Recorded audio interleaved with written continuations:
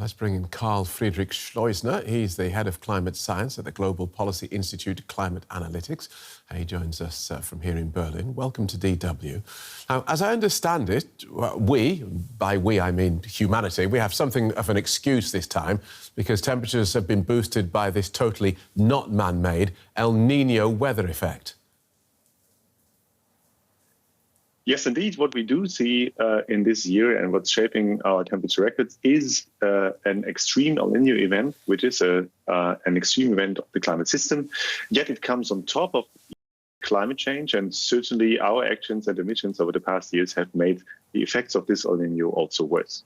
OK. So that's our excuse done. Now let's look at some figures. February's record-breaking temperatures were about 1.77 Celsius warmer than pre-industrial times.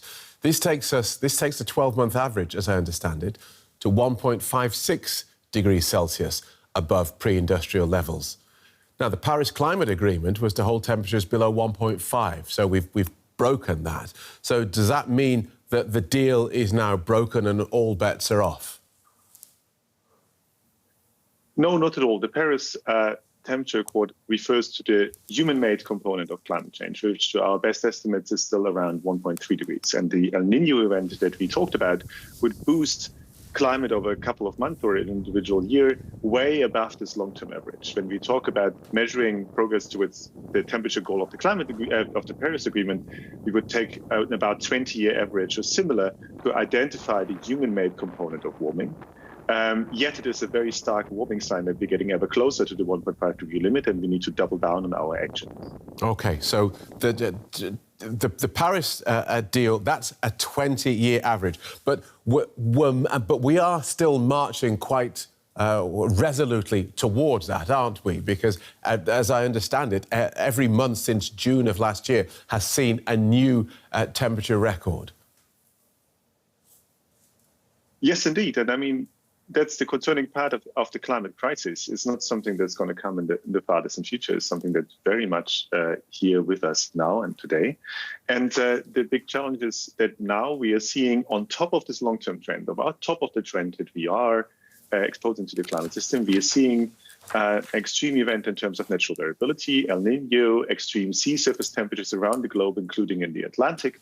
And these are driving, in particular in this year, record temperatures on top of this long-term trend that we are causing. Right.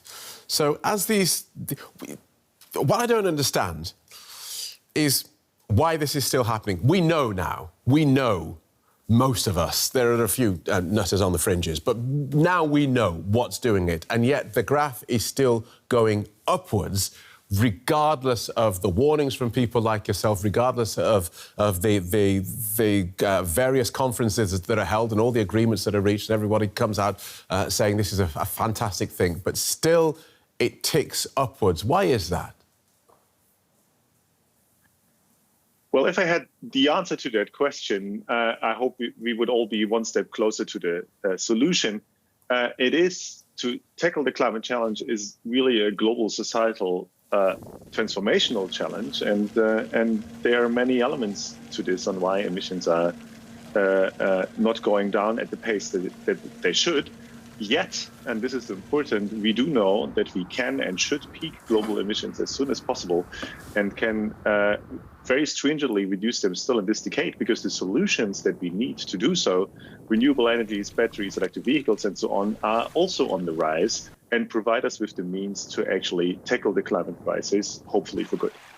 And let's look at one of the big culprits, carbon-based fossil fuels, a big culprit in this picture. How seriously are the companies behind those carbon-based fuel companies, how seriously are they taking their responsibilities to help us be better global citizens? Well, that's a difficult question that to some extent leaves the realms of science that I can speak to. What I can say is that these carbon majors know about climate change since the 1980s, and instead of trying to move away from their business model that sets us on course to destroy our habitable climate on this planet, they have doubled down on spreading misinformation and on their business model, and are to this day extracting new fossil fuel resources.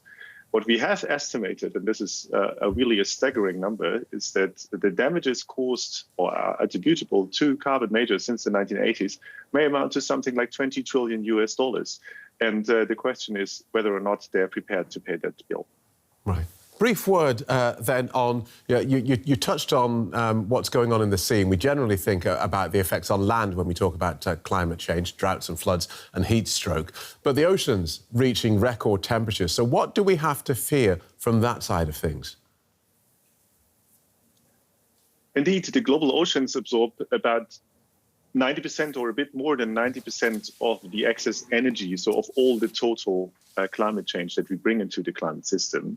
And this leads to massive changes in the ocean and in ocean ecosystems. It causes sea level rise, it causes species to shift, and it causes some things like marine heat waves and other things that will lead in particular to very severe effects on marine ecosystems such as coral reefs. And what we are currently experiencing, are very concerned about, is a global coral reef bleaching event, and these unique and precious systems are really under threat. Thank you so much. Carl-Friedrich Schleussner from the Climate Analytics, thank you.